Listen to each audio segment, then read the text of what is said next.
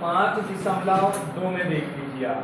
5.2 का पहला जो सवाल है वो क्या कहता है, निम्नलिखित सारणी में रिक्त स्थानों को भरिए जहां समांतर श्रेणी का प्रथम पद ए सर्वांतर डी एनवा पद ए एन है। तो हमें क्या करना है, ये जो सारणी है यहाँ पर क्या दी हुई है आपकी, एक सारणी दी हुई है। इस सारणी में हमें क्या करना है, जो खाली स्थान है उस खाली स्थान पर यहाँ पर इसको भरना है कि कौन सा पद आएगा या उस खाली स्थान पर क्या आएगा। तो इसके लिए आपको क्या करना है, जब अंदाज से तो हम भर नहीं सकते है ना, क्योंकि इसके लिए विधि होती है और विधि से हम क्या करेंगे, हल करेंगे। तो यहाँ देख लीजिए आप, ये पहला जो आता है आपका प्रश्न क्रमांक ये है एक का ये क्या आ जाएगा आपका हल। यहाँ पर नंबर 1 की जो सारणी है, मैं पहली सारणी ही बनाऊंगा, सारी सारणी तैयार नहीं करता। यहाँ पर ये क्या दिया हुआ है, क्रमांक संख्या। क्रमांक संख्या के बाद क्या दिया हुआ है यहाँ पर ए के बाद क्या दिया हुआ है यहाँ पर डी, और डी के बाद क्या दिया हुआ है यहाँ पर एन, और यहाँ पर ये क्या दिया हुआ है ए एन। इस तरीके की ये क्या है आपकी, ये पहली सारणी तैयार है, ठीक है ना। और यहाँ पर इसका नाम भी दिया हुआ है, क्या जाएगा यहाँ पर, ये नंबर 1 कहला रहा है, ए बी और ये क्या है एन। यहाँ ए में क्या नाम दिया है, क्या पद है इसका, ए का 7, फिर डी का क्या है यहाँ पर, डी का ये क्या जाएगा आपका 3 है ना।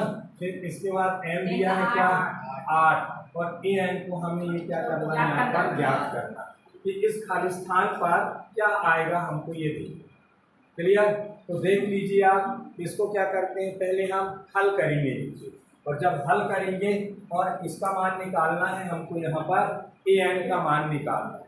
तो यहाँ पर हम लिखेंगे हल। हल में ये क्या है आपका, दिया है, ध्यान देना ना, दिया है।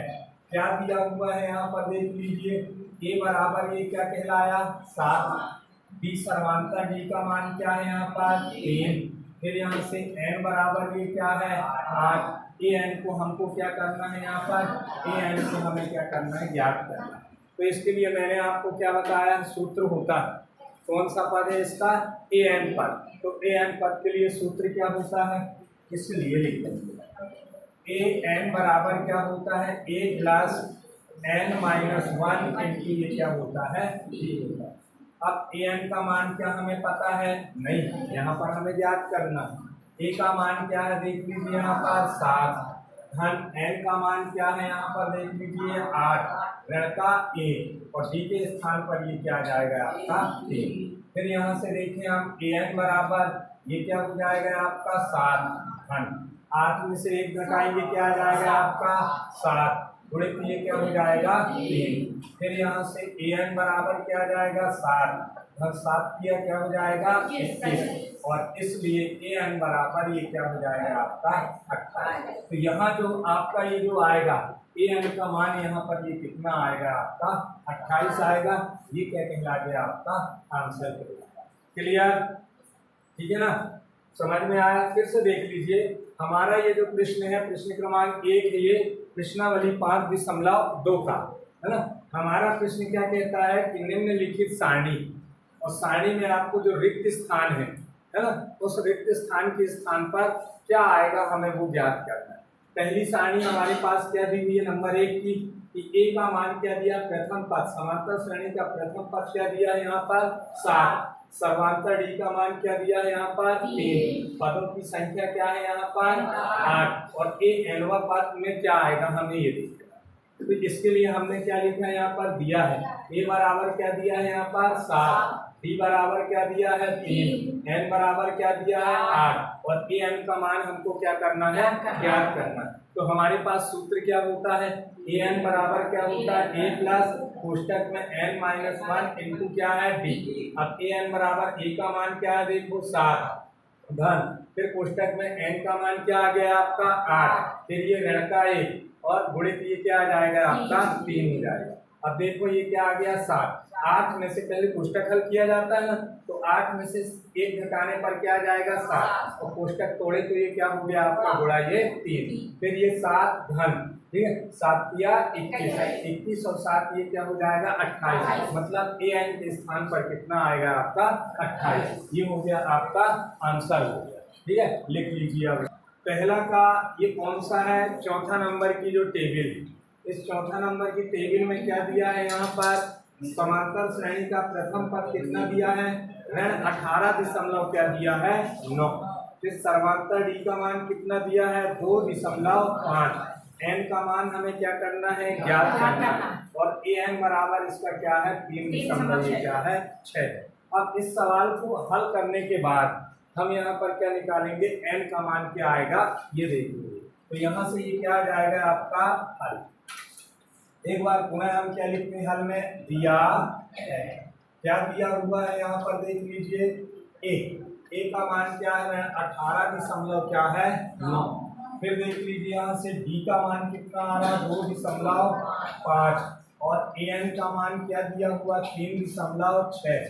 तो यहाँ एन यानी कृष्णवाचक लगा दिए, मतलब इसका मान हमको क्या करना है ज्ञात करना है। अब देखो सूत्र मैंने क्या बताया है कि इन सवालों पर आपको वही ए एन वाला सूत्र लागू करना है। ठीक है ना, ए एन वाला सूत्र क्या होता है देख लीजिए आप, ए एन बराबर a plus N minus 1 into D. इस सूत्र पर हमें क्या कर देना है मान रख देना। तो बताना जरा रजत, ए एन का मान क्या है यहाँ पर, ये क्या है 3 ये क्या है 6 बराबर ए का मान क्या आ रहा देखिए यहाँ पर ऋण 18 क्या है 9। धन एन का मान हमें नहीं पता, इसी का मान ज्ञात करना है। तो ये क्या जाएगा एन माइनस 1, और डी का मान ये क्या है 2 ये क्या है 5। क्लियर, यहाँ तक सब लोगों की समझ में आया कि नहीं आया यहाँ तक, है ना। अब इसके बाद हमने कुछ नहीं किया है, यहाँ पर हमारे पास जो सूत्र है समांतर श्रेणी का एनवा पद का जो सूत्र है ए एन बराबर a plus N minus 1 into d, इसमें हमने केवल अभी मान रखा है ना। अब यहाँ पर देख लीजिए ये क्या है 3.6 और ऋण 18.9 है। यदि हम इसको पक्षांतर करते हैं, बराबर के दूसरे पक्ष में लेके जाते हैं, तो ये काय का हो जाएगा आपका धन का। तो ऋण 18.9 जब इस पक्ष में आएगा तो ये क्या जाएगा धन का 18.9 बराबर, यहाँ क्या बच जाएगा ये आपका n माइनस 1 इंटू क्या हो जाएगा 2.5। ठीक है, अब जोड़ दीजिए इसको, देख लीजिए 9 में 6 का योग करेंगे तो क्या आ जाएगा 15 की यहाँ पर क्या लिख देंगे 5, हाथ में क्या आया अपने पास 1, और फिर इसके बाद देखिए 8 और 3 कितने हो जाएंगे 11 और 1 क्या हो जाएगा आपका 12। यहाँ दशमलव था 12 की क्या लिख दिए 2, हाथ में क्या बचा अपने पास 1 और 1 ये क्या हो जाएगा 2। तो 3.6 में हमने 18.9 का योग किया तो क्या आ गया 22 क्या आया 5। क्लियर, यहाँ तक किसी को कोई दिक्कत नहीं ना। फिर इसके बाद देख लेते हैं हम बराबर, ये क्या है n माइनस 1 इंटू क्या है 2.5 यानी 2.5। अब हम एक काम करते हैं, इसको दशमलव को हम क्या कर लेते हैं भिन्न में बदल लेते हैं, या यदि आपसे 2.5 को यदि इधर लाना तो आपको इधर भी ला सकते हो। डायरेक्ट यदि दशमलव में यदि भाग देते बनता है दशमलव वाली संख्या का तो डायरेक्ट आप भाग देते, और नहीं यदि बनता तो आपको क्या करना है, इसको हम क्या लिख सकते हैं 225 बटे दशमलव के ठीक नीचे क्या कर देंगे 1, और राइट हैंड साइड में जितनी संख्या उतने शून्य लगा देंगे। कितनी संख्या क्या आ रही है 1, तो यहाँ पर 100 बराबर ये क्या हो जाएगा n माइनस 1 इंटू ये क्या आ जाएगा 25 बटे ये क्या हो जाएगा आपका ये 10 हो जाएगा। क्लियर, अब हमें पता है कि जब गुणा वाली संख्या को बराबर के दूसरे पक्ष में लेके जाते हैं, हम पक्षांतर करते हैं, तो वो काय की हो जाती है भाग की, और भाग वाली संख्या को यदि बराबर के दूसरे पक्ष में लेके जाते हैं तो वो क्या करने लगती है गुणा करने लगती है, और धन वाली संख्या को बराबर के दूसरे पक्ष में लेके जाते हैं तो क्या करती है वो ऋण हो जाती है, और ऋण वाली संख्या क्या हो जाती है धन की हो जाती है। यहाँ आप देख रहे हो क्या देख रहे हैं यहाँ पर ये 25 बटे 10 क्या कर रहा है इसके साथ गुणा कर रहा है। अब हम इसको पक्षांतर करेंगे तो यहाँ से देख लीजिए आप, ये क्या हो जाएगा 225 बटे ये क्या हो जाएगा 10 गुणित ये 10 क्या कर रहा है, भाग। इस पक्ष में आएगा तो ये क्या करने लगेगा, गुणा। ये 25 क्या कर रहा है, गुणा। इस पक्ष में आएगा तो ये क्या हो जाएगा, भाग। मतलब संख्या क्या हो जाएगी, पलट जाएगी। ठीक है, बराबर ये क्या हो जाएगा आपके पास, देखना n-1। अब ये 10 से ये 10 क्या हो जाएगा आपका, कैंसिल। और 225 में यदि हम 25 का भाग देंगे तो 25 एकम कितने होते हैं, 25। और 25 दूनी कितने होते हैं, 50। 25 चौके कितने हो जाएंगे, 25 अट्ठे कितने हो जाएंगे, 200। और 25 नाम कितने हो जाएंगे, 225। तो यहाँ से ये काटे हम 25 एकम 25 और 25 नाम 225। 9 बराबर क्या हो जाएगा, n ऋण का 1। अब ऋण 1 को हम इस पक्ष में लेके आए तो n धन का ये क्या हो जाएगा, 1 बराबर ये n, या क्या कर सकते हैं, n बराबर 9 और 1 ये क्या हो जाएगा, 10। तो यहाँ पर क्या आ जाएगा आपका, यहाँ जो n का मान जो है वो कितना आ जाएगा आपका, 10 आ जाएगा। ये क्या हो गया आपका आंसर हो गया। एक बार फिर से देख लीजिए आप, है ना, हमारे पास ये टेबल बनी हुई है। इस टेबल में इन पदों के मान दिए हुए हैं। सिर्फ यहाँ पर n पद के स्थान पर क्या था, रिक्त स्थान था। तो इस रिक्त स्थान पे क्या आएगा हमें वो जानना है, वो भरना है। तो अंदाज से तो हम भर नहीं सकते, है ना। जब हमसे सवाल बनेंगे, विधि बनेंगे, इसके सूत्र याद रहेंगे, तब जाकर के हम यहाँ पर रिक्त स्थान पे हम भर पाएंगे।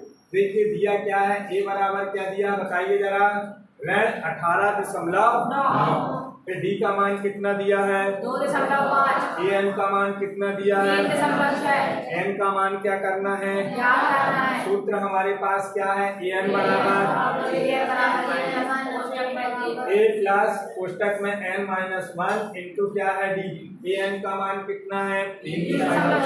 ए का मान क्या आया, ऋण 18.9 धन n-1। डी का मान क्या है, 2.5। अब ये ऋण 18.9 को हम क्या करिए, पक्षांतर। तो ऋणात्मक संख्या जब बराबर के दूसरे पक्ष में जाती है तो वो काय की हो जाती है, धनात्मक हो जाती है। तो 3.6 धन 18.9 बराबर ये क्या हो गया आपके पास, 22.5। और यहाँ क्या बचा, n-1 इंटू ये क्या है, 2.5। अब आपको डायरेक्ट भी आप इसको 2.5 के इस पक्ष में लाएंगे तो बटे 2.5 हो जाएगा, क्योंकि गुणा कर रहा है। इस पक्ष में आएगा तो भाग करेगा।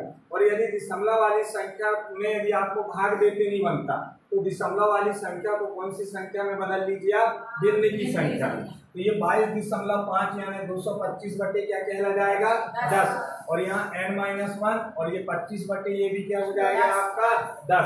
अब ये जो 10 है ये इधर आएगा तो ये संख्याएं पलट जाएंगी, 10 बटे क्या हो जाएगा, 25। 10 से 10 क्या हो जाएगा, कैंसिल। और 25 एकम 25 और 25 नाम कितने हो जाएंगे, 225। तो यहाँ 9 बराबर n ऋण 1। अब ऋण 1 भी इस पक्ष में आएगा तो काय का हो जाएगा, धन का। 9 और 1 क्या हो जाएगा, 10। तो n बराबर क्या आ जाएगा, 10।